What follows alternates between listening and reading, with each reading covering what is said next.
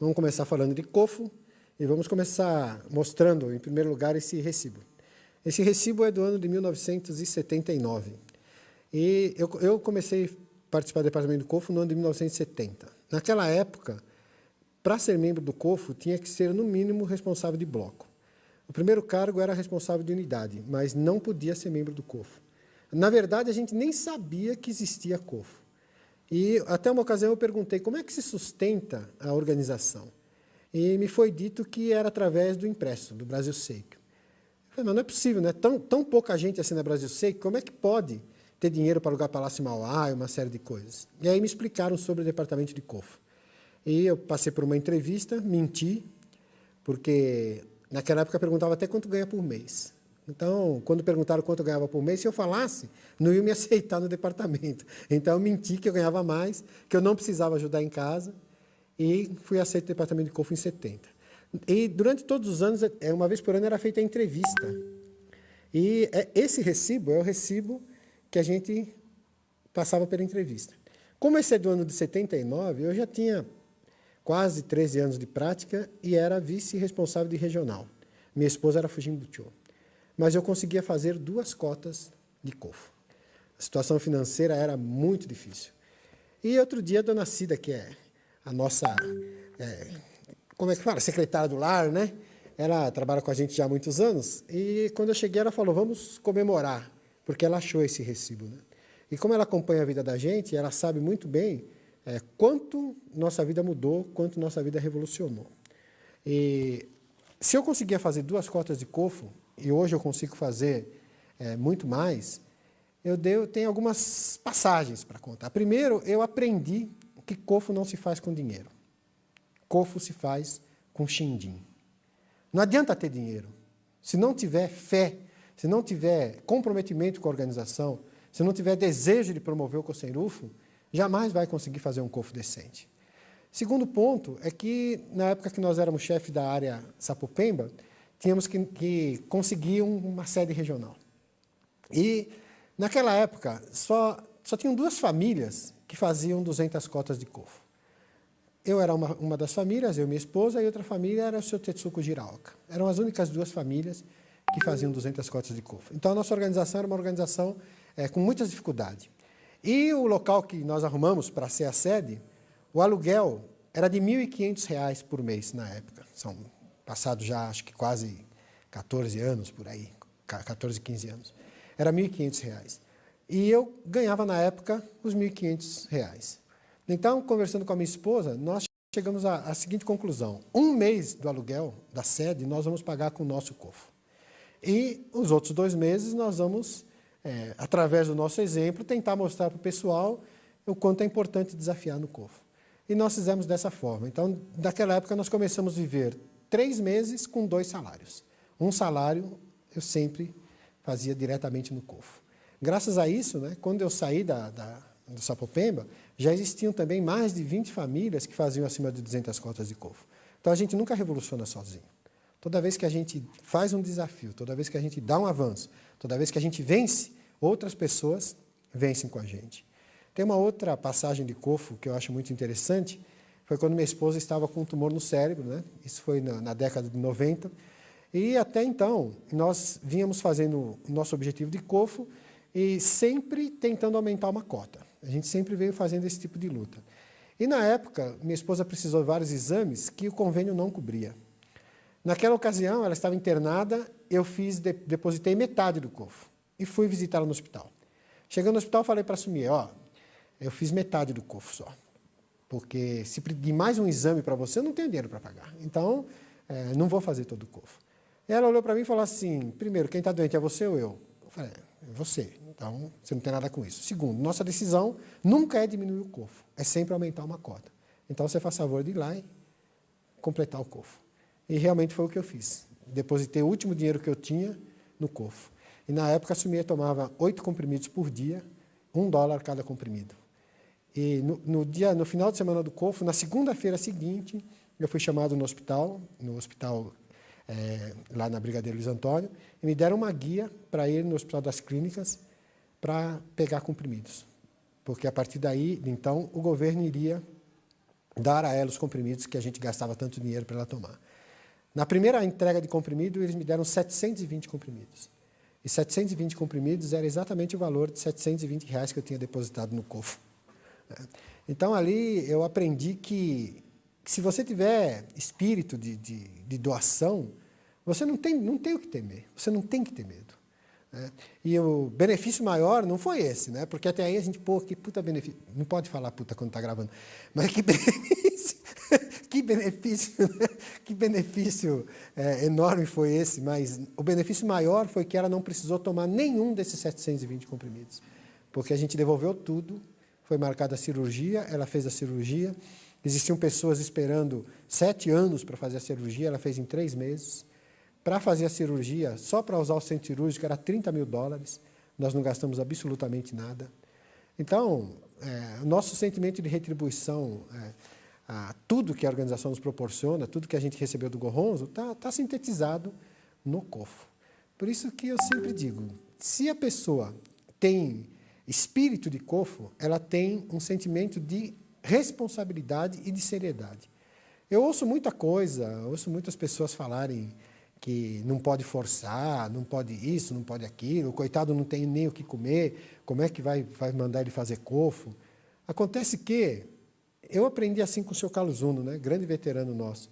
Se você não tem dinheiro para pagar aluguel, isso não revoluciona a tua vida. Se você não tem dinheiro para comprar comida para os seus filhos, isso não vai mudar a tua vida. Você sofre porque não tem dinheiro, isso não muda a sua vida. Mas se você sofre pelo Cosenrufo, isso muda a sua vida. Então, você não tem dinheiro para assinar um empréstimo, mas se esforça para assinar um empréstimo. Isso muda a sua vida. Você não tem dinheiro para fazer o COFO, mas você se esforça para fazer o COFO. Isso muda a sua vida. E essa seriedade, até hoje eu tenho isso comigo. Eu procuro fazer um COFO digno. Tenho hoje orgulho de poder dizer que dentro da sub que eu pertenço, eu faço parte das famílias que mais fazem COFO ou o maior número de cotas de COFO. E tudo isso fruto do benefício que eu recebi ao longo dos anos, né?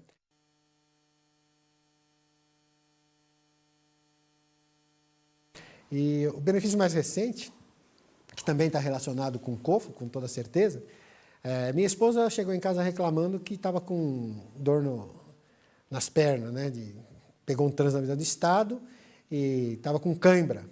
E eu brinquei com ela, falei, vamos fazer 35 anos de casado, eu vou te dar um carro automático, né? E ela até perguntou para mim, mas o que é isso, carro automático? Né? Não tinha nem noção do que era carro automático. Eu falei, não precisa mudar não precisa precisar da embreagem, né? A marcha vai sozinha e tal. E ficamos nessa conversa com o objetivo de, no final do ano passado, trocar o carro dela quando a gente estaria completando 35 anos de casado. E no dia 15 de novembro, eu comprei um carro para ela. E comprei um desse New Fit automático, ela ficou muito contente com o carro. Só que eu vendi o carro anterior dela e tive que colocar dinheiro em cima. Obviamente que eu não queria entrar em financiamento de banco, nada disso. Então, eu comentei no trabalho na segunda-feira. Falei para o meu diretor imediato, né, que estava trocando o carro da minha esposa, em comemoração aos 35 anos de casado e por todo o esforço que ela faz em cuidar da Bachan. Eu trabalho numa firma japonesa, então o pessoal entende bem essas coisas de retribuição aos pais e tudo isso. Então, ele pegou e eu falei para ele que eu tinha feito isso e que eu precisava de um dinheiro para não pegar empréstimo no banco. E ele falou, tá bom, eu vou ver o que eu posso fazer. Ele subiu, eu trabalho no andar intermediário do prédio e a diretoria no 10º andar. Ele foi até a diretoria, depois ele voltou e falou assim para mim, o diretor-presidente, mais os outros diretores, são um total de 5 diretores, fizeram uma reunião e chegaram à seguinte conclusão, que levando em consideração todos os anos que você tem de empresa e levando em consideração tudo que você já passou junto com a gente na empresa, nós vamos te dar um salário por cada 5 anos de empresa que você tem. Como eu estou lá há 24 anos, isso já me ajudava muito. E o mais interessante é que a Sumier tinha completado, na semana que ela ganhou o carro, ela completou 44 milhões de Daimoku, desde uma orientação que ela recebeu. E a empresa me deu 44 mil reais. Então, R$ 1.000 por cada milhão de Daimoku, né? E eu tenho plena certeza de que, se todo ano a gente vem fazendo um COFO que daria tranquilamente para ela ter um carro novo por ano, ter um carro zero todo ano, isso a gente vem fazendo já ao longo de quase 15 anos, Daria para trocar o carro dela todo ano, mas a gente não faz isso. A gente prioriza sempre fazer o nosso COFO com total certeza. E por que tem esse sentimento? Aí acho que é bom dar uma explicadinha. Se eu fizer COFO, esse mês eu faço, né, uma cota, mês que vem eu faço 5, aí no outro não deu, eu vou fazer 2, aí no outro, não, eu vou fazer 3, no outro eu faço uma só, aí no outro eu não faço, eu estou esquecendo que os compromissos da BSGI, os CAICANs alugados, todas as despesas, elas não ficam nesse fluxo de esse mês tem, esse mês não tem, todo mês tem despesa. E a BSGI, quando faz aluguel de uma nova sede, ela faz contando com a contribuição dos membros. Ela faz contando com o COFO dos membros, porque não vai ser ninguém de outra religião que vai sustentar, né, a nossa BSGI. Ninguém vai trazer, até porque não se aceita. Para ser membro do COFO, tem que ser membro oficial da organização. Então, eu sempre fiz com esse sentimento de não baixar as cotas que eu faço, sempre aumentar. Ou seja, a BSGI sempre pode avançar se depender do meu COFO. Esse é o meu sentimento. Algumas pessoas têm maneiras diferentes de pensar. Eu não é como exemplo, nem como conselho, quero que entendam bem. Mas eu entrei até em cheque especial em determinada época para não cair meu COFO. Porque eu sentia como meu compromisso de pagar o aluguel daquela sede que foi alugada confiando na minha palavra e na palavra dos membros, né? Então, é com esse sentimento que a gente vem fazendo COFO, né? E COFO é fazer o que a gente mais precisa, né? E como todo mundo precisa de dinheiro, né? Então, quando a gente faz COFO, existem outras formas, né, de contribuição. Mas a contribuição que sustenta as atividades da organização é, sem dúvida, a contribuição financeira, né? É ela que permite que a gente tenha o Centro Cultural Campestre, que permita que tenha Joshua CAICAN, Centro Cultural, né, todas essas sedes espalhadas por todo esse Brasil. Acredito que esse seja um ponto central, né?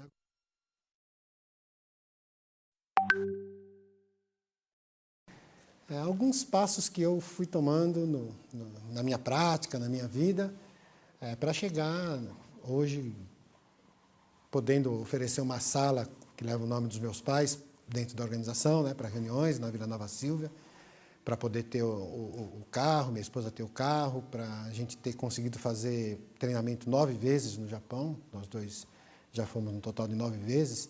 Tudo isso levando em consideração que eu comecei a praticar sem ter dinheiro para andar de ônibus, né? Então, qual foi o processo? Primeiro de tudo, eu acredito que tenha que existir o desejo de contribuir com o COSENRUFO. Eu quero contribuir. Isso tem que existir na pessoa. Tem que ter essa vontade de contribuir. Esse desejo deve ser colocado diante do Go-Honzo.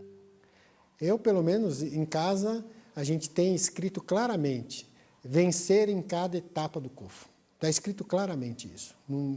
Nós não temos a menor dúvida de que nós devemos vencer em cada etapa do COFO. Outra coisa que está escrito muito claramente, eu mesmo melhorar. Porque a única maneira de a gente sair da situação que a gente se encontra é a gente mesmo melhorando, né? Então, um ponto é exatamente esse, orar ao Go-Honzo de que eu quero vencer no COFO. Não é orar ao Go-Honzo pedindo que eu quero fazer COFO, porque não é o Go-Honzo que vai nos dar o dinheiro para fazer COFO. Eu quero fazer COFO. Então, colocar isso como uma forte oração. Outro ponto que eu acho fundamental é a convicção absoluta de que o que você fizer em prol do COSENRUFO, você não vai se arrepender de jeito nenhum. Tem gente que o COFO é a cada 3 meses, né? Então, a pessoa chega no último dia para depositar o COFO, aí, se ela tiver dinheiro, ela faz, se ela não tiver, ela não faz. E aí vai o imediato, né? O que é mais imediato? Eu fazer COFO ou comprar leite? Não, lógico, eu não vou deixar minha criança sem leite, então eu vou comprar o leite, né? Mas, e esses outros 3 meses que passaram para trás? Eu vejo muita gente que diz que não tem condição de fazer um COFO, ou melhorar o COFO, mas ela não para de fumar. E se você olhar o quanto ela gastou de cigarro ao longo de 3 meses, né? O quanto ela gastou de um aperitivo, eu estou lutando na CRE. A CRE envolve todo o Brasil. E a gente vê, para dar um exemplo claro, de um senhor na cidade de Muribeca, né? Muribeca é distante, 90 quilômetros distante de Aracaju. E esse senhor, aposentado, ele assina Brasil Seikyo para distribuir para as pessoas. Quando o Muribeca prestou uma homenagem para o Sensei, recentemente, o título de cidadão honorário, né, de Muribeca. Eu até na hora pensei assim, a gente avisa o Sensei ou pede desculpa, né, porque Muribeca, onde é Muribeca, né? Cidadão honorário de Muribeca. É uma cidade, para a gente ter ideia, é uma cidade que tem 4 telefones na cidade toda, né? E o Sensei é cidadão honorário de Muribeca. Porque lá existia uma pessoa que tem espírito de Kofo, chamado Seu Severino, que está com quase 90 anos. Seu Severino, quando saiu no Brasil Seikyo a entrega de título de cidadão honorário de Muribeca, o seu Severino comprou 100 Brasil Seikyo para distribuir para as pessoas da cidade dele e fazer shakubuku, né? Isso é espírito de Kofo. Isso é espírito de não medir sacrifícios, né?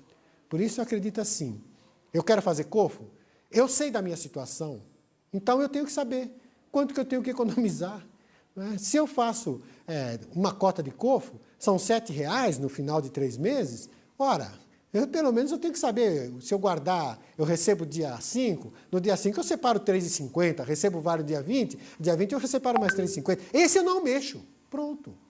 Esse eu não mexo. Esse é do Kofo. Eu considero como, já gastei, não vou mais mexer nesse dinheiro.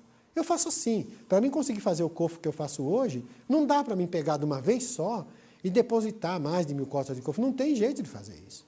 Então, como é que eu faço? Eu pego, recebo dia 5, eu passo uma parte do Kofo, faço parte do Kofo da minha esposa, depois no dia 20 eu faço outra parte do Kofo, no outro dia 5 eu faço outra parte do Kofo, no outro dia 20 eu faço outra parte do Kofo, e eu tenho, na verdade, 6 entradas de dinheiro e eu posso ir separando. Basta que eu tenha esse espírito de fazer, eu tenho esse desejo de fazer. Tem cofrinho, tem um monte de jeito de fazer. Eu lembro quando nós estávamos para inaugurar o Centro Cultural, aliás, o Palácio Memorial. Naquela época, existia a parte da venda dos nichos, né?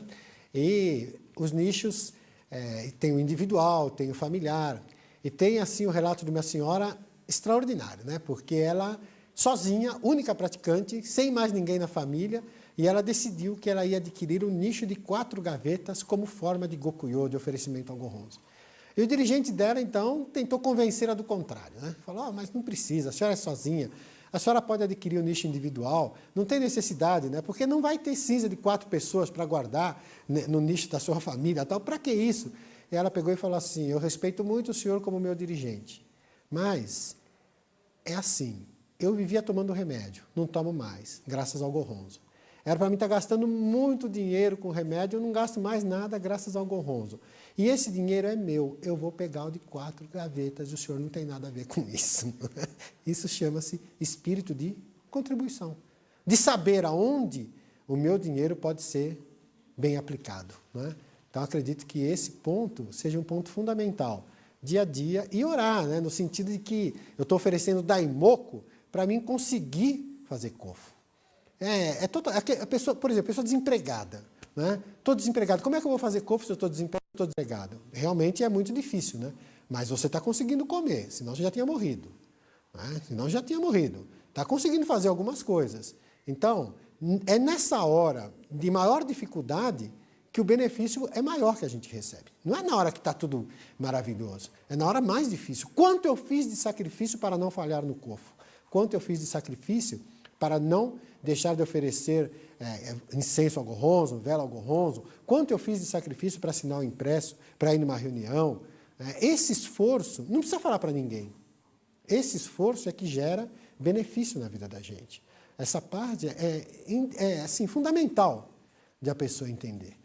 Conforme eu falei antes, se eu estou desempregado, eu vou oferecer daimoku para conseguir um emprego. Eu não vou pedir para o Gohonzo um emprego. Mas eu estou fazendo daimoku para conseguir um emprego. Agora, para que eu quero emprego? Para sustentar minha família? Todo mundo quer. O crente quer, o espírita quer, o adventista quer, todo mundo quer. Eu quero um emprego para ter dinheiro para promover o Kosen-Rufo, para mim poder fazer Kofo, para mim poder contribuir nessa grande luta realizada pelo Ikeda Sensei. Esse sentimento de retribuir. Eu lembro a primeira vez que eu fui ao Japão, em 1986. Faltavam 3 dias para a viagem e eu não tinha ainda dinheiro da hospedagem. É uma dificuldade, passagem financiada, foi com muito sacrifício o primeiro treinamento. mas depois de 2 anos minha esposa foi, já com muito mais facilidade. E depois os últimos 7 treinamentos foram todos pagos à vista, sem nenhum problema financeiro, nenhum que pudesse atrapalhar. Então, tudo isso é porque um dia eu priorizei o COFO, acima de outras coisas, acima de passeio, acima de roupa, acima de... E até hoje a gente prioriza, acima de carro novo, acima disso, acima de outras coisas, a gente prioriza essa contribuição para o departamento de COFO da BSGI.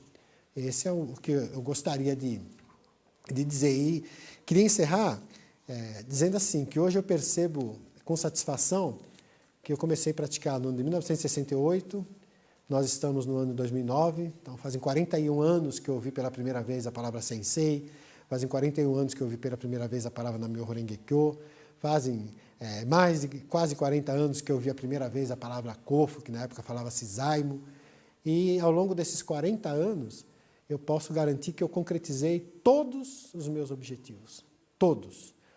Aquele sonho de ter uma casa própria passou de uma simples casa própria para oferecer uma sala para o Gohonzon. Então, querer ter uma casa todo mundo quer, mas eu quero ter uma casa para quê? Para oferecer também para a organização. Essas coisas, a conversão dos meus pais. Meu pai virou árvore no Centro Cultural Campestre, meu pai se converteu aos 79 anos de idade, foi nomeado vice-rancho aos 86 anos de idade. E a última atividade do meu pai, sabe qual foi, gente? COFO. A última atividade do meu pai foi levar o COFO.